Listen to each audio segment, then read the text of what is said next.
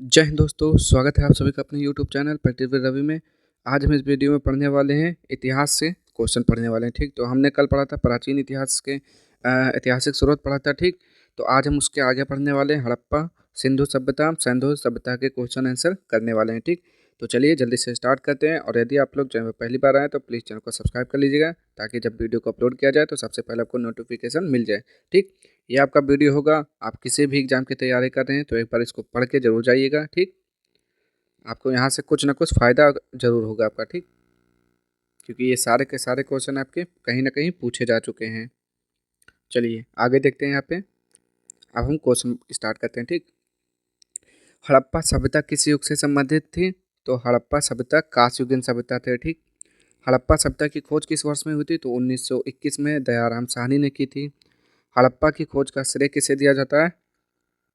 लिखा हुआ है राय बहादुर दयाराम साहनी को किया जाता है। 1921 में की थी। ठीक, हड़प्पा सभ्यता का काल है, यानी कि कब से कब तक माना जाता है? तो 2500 ईसा पूर्व से 1500 ईसा पूर्व तक माना जाता है। इसका समय जो है, टाइम पीरियड। आगे देखते हैं, किस आधार पर हड़प्पा सभ्यता का काल है 2350 ईसा पूर्व से 1750 ईसा पूर्व माना गया? तो रेडियो कार्बन परीक्षण सी द्वारा। ठीक, रेडियो कार्बन परीक्षण C14 के द्वारा इसको 2350 से 1750 माना गया। ठीक, आगे, हड़प्पा सभ्यता का प्रचलित नाम क्या है? तो सिंधु घाटी की सभ्यता बोलते हैं। ठीक, हड़प्पा संस्कृति की जानकारी का प्रमुख स्रोत पुरातात्विक खुदाई। हड़प्पा सभ्यता के औजार और अस्त्र मुख्यतः बनाए जाते थे किसके? तो तांबा, टीन और कांस्य से बनाए जाते थे। आगे देखते हैं। यहाँ पे भारत में चांदी की उपलब्धता के प्राचीनतम साक्ष्य कहाँ से मिलते हैं? तो हड़प्पा सभ्यता से मिलते हैं सबसे ज़्यादा। हड़प्पा सभ्यता में खत्ती या भंडार गृह सबसे अधिक कहाँ पाए गए? तो हड़प्पा में पाए गए। किस हड़प्पा कालीन स्थल से पुजारी की प्रस्तर मूर्तियाँ प्राप्त हुई? तो मोहनजोदड़ो से प्राप्त हुई। मोहनजोदड़ो का अर्थ होता है मृतकों का टीला। अभी आगे पढ़ेंगे कहीं ना कहीं इसमें। हड़प्पा में एक उन्नत जल प्रबंध प्रणाली का पता कहाँ से पता चलता है? तो धौला बीरा से पता चलता है। ठीक, धौला बीरा का अर्थ क्या होता है? सफ़ेद कुआं। हड़प्पा की मिट्टी के बर्तनों पर किस रंग का प्रयोग हुआ था? तो लाल एवं काला रंग का प्रयोग हुआ था। सिंध का नखलिस्तान यानी कि बाग हड़प्पा सभ्यता के किस पुरा स्थल को कहा जाता है? तो मोहनजोदड़ो को बोलते हैं। सिंध का नखलिस्तान बाग या हड़प किसे बोलते हैं? तो मोहनजोदड़ो को बोलते हैं। ठीक, अब देखते हैं मोहनजोदड़ो कहाँ पर है। तो मोहनजोदड़ो कहाँ स्थित है? यह सिंध में स्थित है। सिंध यानी कि पाकिस्तान में है। मोहनजोदड़ो का स्थानीय नाम क्या है? तो मोहनजोदड़ो का अर्थ होता है मृतकों का टीला। हड़प्पा वासी किस वस्तु के उत्पादन में सर्वप्रथम थे? तो कपास के उत्पादन में। सब बहुत पूछा जाता है ऊपर के सारे क्वेश्चन। हड़प्पा सभ्यता में भगवान शिव की पूजा किस रूप में की गई? तो पशुपति के रूप में उनकी पूजा की जाती थी। हड़प्पा सभ्यता से संबंधित स्थल मालवाड़ स्थित है, तो गुजरात में। हड़प्पा लिपि में कौन सी लिपि सर्वाधिक साम्य रखती है? तो द्रविड़ लिपि। हड़प्पा संस्कृति के स्थलों का सर्वाधिक साकेंद्रण किस नदी के किनारे प्राप्त हुआ? तो हाखड़ा एवं सरस्वती नदी के किनारों पर। हड़प्पा की मोहरें बनी होती थी तो सेल खड़ी की बनी होती थी।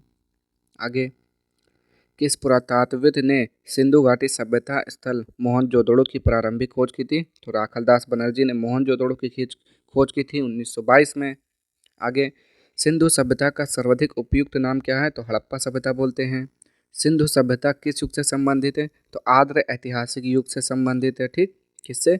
आर्द्र ऐतिहासिक युग से संबंधित है। कांस्ययुगीन सभ्यता है। सिंधु सभ्यता का कौन सा स्थान भारत में स्थित है? तो लोथल कहाँ पर है? गुजरात में है। सिंधु घाटी की सभ्यता मुख्यतः कैसी थी? तो शहरी थी। सिंधु घाटी सभ्यता किस रूप में जानी जाती थी? तो अपने नगर नियोजन के रूप में जानी जाती थी। आगे, सिंधु सभ्यता के लोगों का मुख्य व्यवसाय क्या था? तो कृषि था। सिंधु घाटी सभ्यता के व्यक्तियों का मुख्य आहार क्या था? तो क्या था? गेहूं था।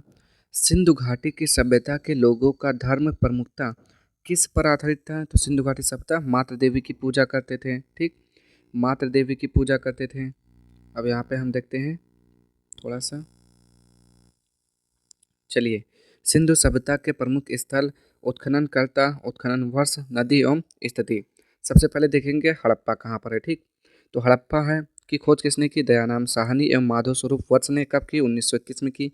किस नदी के किनारे है? रावी नदी के किनारे स्थित है। कहाँ पर है? पाकिस्तान के मांटगोमरी जिले में है। ठीक, यहाँ से क्वेश्चन पूछा जाता है, आप लोग पढ़िए जरूर, अच्छे से याद करिए।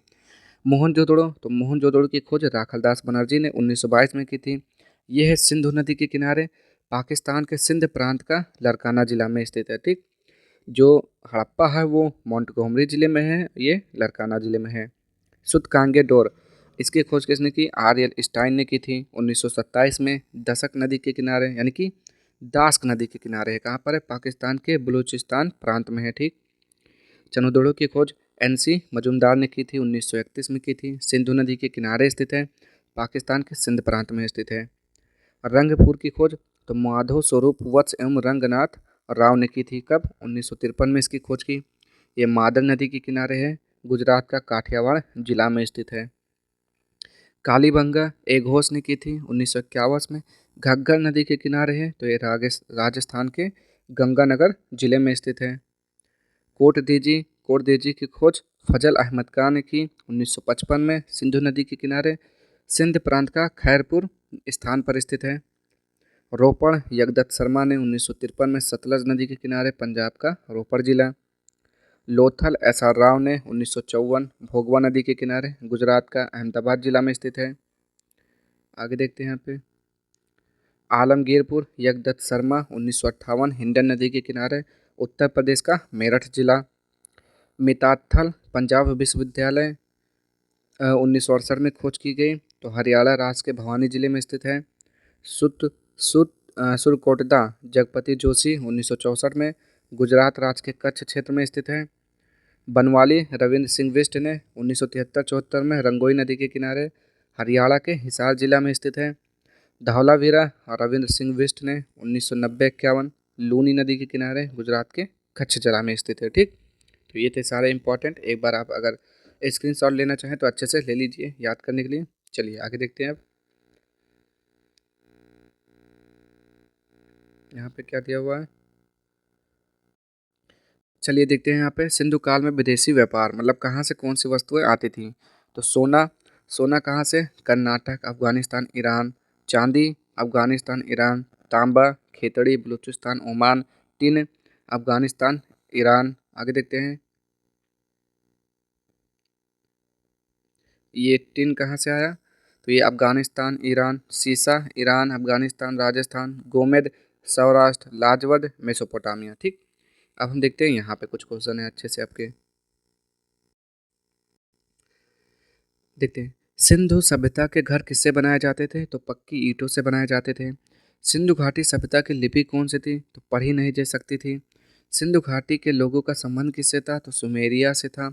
सिंधु घाटी के लोग सामान्यतः किस पशु से परिचित नहीं थे, तो वो गाय से परिचित नहीं थे। सिंधु घाटी की सभ्यता में घोड़े के अवशेष कहाँ से मिले, तो सुरकोटता से मिले। ये बहुत इंपॉर्टेंट है। सिंधु सभ्यता के निवासियों द्वारा किन खाद्यान्नों का उत्पादन किया जाता था, तो गेहूं, जौ, मटर। किस स्थान से सिंधु घाटी संस्कृति से संबंध विख्यात वृषभ मृदा प्राप्त हुई थी, तो मोहनजोदड़ो से। सिंधु घाटी के लोग अनभिज्ञ थे किससे, लोहे से परिचित नहीं थे। सिंधुवासी सीसा का आयात कहाँ से करते थे, तो ईरान से सीसा का आयात करते थे यानी कि खरीदते थे। सिंधुवासी सेल खड़ी का आयात कहाँ से करते थे, राजस्थान से। सिंधुवासी फिरोजा कहाँ से प्राप्त करते थे, मध्य एशिया से। सिंधु सभ्यता की मुद्रा में किस देवता के समतुल चित्रांकन में मिलते थे, तो आद्य शिव होते थे। सिंधुवासी उपासना नहीं करते थे किसकी, विष्णु की उपासना नहीं करते थे। सिंधु सभ्यता के किस स्थान से बुना हुआ कपड़ा प्राप्त हुआ, तो मोहनजोदड़ो से। सिंधु घाटी के लोग विश्वास करते थे मातृ शक्ति में। सिंधु घाटी सभ्यता के लोग किस धातु के सिक्के का प्रयोग करते थे, तो कांस्य से निर्मित धातु का। आगे सिंधु सभ्यता में दास प्रथा का अनुमान किससे लगाया जाता है, तो श्रमिकों के लिए निर्मित आवास द्वारा। आगे देखते हैं यहाँ पे सिंधु घाटी सभ्यता में किस स्थल से घरों में कुएं के अवशेष मिले, तो मोहनजोदड़ो से मिले। किस सिंधुकालीन स्थल से एक ईंट पर बिल्ली का पीछा करते हुए कुत्ते के पंजों के निशान मिले, बहुत इंपॉर्टेंट, चनुदड़ो से। चनुदड़ो के उत्खनन का निर्देशन किया था, तो जे.एच. मैके ने। सिंधु सभ्यता का पत्तन नगर बंदरगाह कौन था, तो लोथल था, गुजरात। किस स्थल से युगल समाधान 200 संस्कार का प्रमाण मिला, तो लोथल से मिला था, यानी कि एक साथ दो शव को दफनाया गया या उसका अंतिम संस्कार किया गया। आगे सिंधु सभ्यता की मोहरों पर बने स्वास्तिक के चिन्ह किस देवता की उपासना का अनुमान लगाया जाता है, सूर्य देवता का। सिंधु सभ्यता का समूचा क्षेत्र कैसा था, त्रिभुजाकार था। सैंधव सभ्यता का विस्तार कहाँ से कहाँ तक था, तो चलिए देखते हैं। तो पूरब में आलमगीरपुर, पश्चिम में सुतकांगेडोर, उत्तर में भांडा तथा दक्षिण में दैमाबाद। सैंधव सभ्यता में मोहरों पर किस पशु का सर्वाधिक उत्कीर्णन हुआ है, तो कुबड़ वाला बैल, ठीक है, सांड बोलते हैं। सैंधव सभ्यता के महान स्नानागार कहाँ से प्राप्त हुए, तो मोहनजोदड़ो से प्राप्त हुए। सैंधव सभ्यता कालीन अर्थव्यवस्था प्रमुख रूप से किस पर आधारित थी, तो कृषि पर आधारित थी। कपास का सर्वाधिक उत्पादन होता था। 1953 में बी लाल तथा बी के थापर के निर्देशन में किस सैंधव स्थल का उत्खनन किया गया, तो कालीबंगा राजस्थान में है। काले रंग की चूड़ियाँ इसका अर्थ होता है। पंजाब में कौन कौन से सैंधव स्थल थे, तो हड़प्पा, रहमान, धेरी, सरायखोला और जलीलपुर। आगे, सैंधव निवासियों के धार्मिक जीवन में कौन सा तत्व विद्यमान नहीं था, तो विशिष्ट मूर्ति की पूजा। सैंधव सभ्यता के निवासियों द्वारा किस धातु का प्रयोग सर्वाधिक किया गया, तो कांस्य का प्रयोग किया गया सर्वाधिक, इसीलिए इसे कांस्य युगीन सभ्यता बोलते हैं। सैंधव निवासियों के लिए किस वस्तु का आयात सबसे महत्वपूर्ण था, तो धातु एवं बहुमूल्य पत्थर। सैंधव सभ्यता के लोग किस धातु से परिचित नहीं थे, तो लोहे से परिचित नहीं थे। आगे देखते हैं यहाँ पे। सै- सैंधव सभ्यता को कहाँ के लोग सैंधव सभ्यता को कहाँ के लोग बसाया था, तो भूमध्य सागरीय लोग थे। सैंधव सभ्यता के लोग कौन कौन से सामान का उपयोग आभूषण के निर्माण में करते थे, तो सोना, चांदी, तांबा, हाथी दांत एवं हड्डियों से। सैंधव सभ्यता से संबंध किन स्थलों से चावलों की खेती के प्रमाण मिले, तो लोथल और रंगपुर से चावल की खेती के प्रमाण मिले। आगे, किस फसल के उत्पादन के संबंध में सैंधव स्थलों में कोई प्रमाण नहीं मिला, तो दाल। सैंधव कालीन नगरों में किन दो नगरों का प्रयोग संभवतः राजधानी के रूप में किया गया, तो हड़प्पा और मोहनजोदड़ो। सैंधव कालीन मोहरों से जानकारी मिलती है लिपि तथा धर्म की। आगे,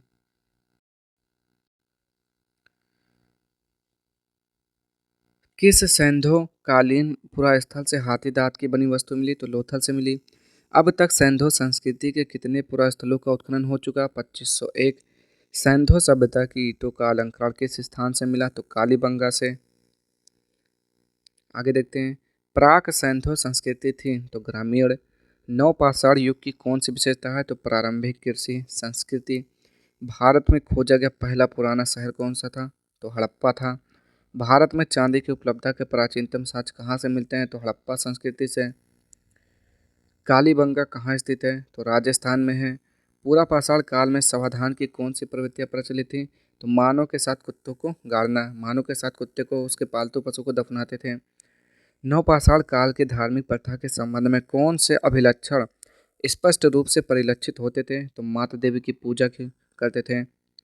मोहनजोदड़ो की सर्वाधिक चौड़ी सड़क जिसे राजपथ कहा जाता था, उसकी चौड़ाई कितनी थी, 10 मीटर। भारत में सर्वप्रथम पाषाण कालीन सभ्यता की खोज कब प्रारंभ की गई, 1863 में। भारत में जानवर पालने की शुरुआत कब हुई, तो मध्य पाषाण काल में। भारत में नवपाषाण काल युग का प्रारंभ कब से माना जाता है, तो 7000 ईसा पूर्व के लगभग। सर्वप्रथम पूर्व पाषाण कालीन उपकरण भारत में किस स्थान से खोजा गया, तो दक्षिण भारत की कोतलायार नदी घाटी से। आगे, सर्वप्रथम पाषाण कालीन उपकरण को खोजने का श्रेय किसे दिया जाता है, तो डी टेरा को। किस नवपाषाण कालीन स्थल से मालिक के साथ कब्रों में कुत्तों को भी दफा दफनाए जाने का अवशेष प्राप्त हुए, तो बुर्ज होम से। किस हड़प्पा कालीन स्थल से एक ईंट पर बिल्ली का पीछा करते हुए कुत्ते के पंजे के निशान मिले, तो चन्हूदड़ो से मिले, रिपीटेड क्वेश्चन है। चन्हूदड़ो को उत्खनन का निर्देशन दिया था किसने किया था, J.H. मैके ने किया था। आगे, किस नवपाषाण कालीन पुरोस्थल से नवपाषाण के साथ साथ ताम्र तथा लौह संस्कृति के भी अवशेष मिलते हैं, तो कोल्डी हवा से। पक्की मिट्टी के बने हल का एक प्रतिरूप कहाँ से प्राप्त हुआ, तो बनवाली। वैसे स्थान जहाँ से उत्खनन में तांबे की मोहरें प्राप्त हुई, हड़प्पा से। किस हड़प्पा कालीन स्थल से पुजारी की प्रस्तर मूर्तियां मिली हैं, तो हड़प्पा से मिली हैं पुजारी की प्रस्तर मूर्तियां।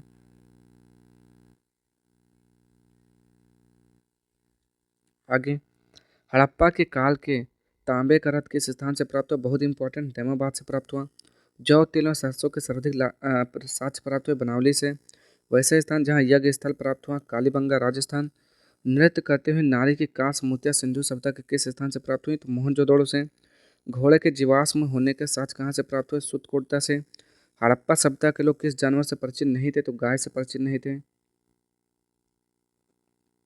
घोड़ा एवं गाय से। वैसे स्थान जहाँ से हल चलाने का साक्ष्य प्राप्त हुआ? कालीबंगा।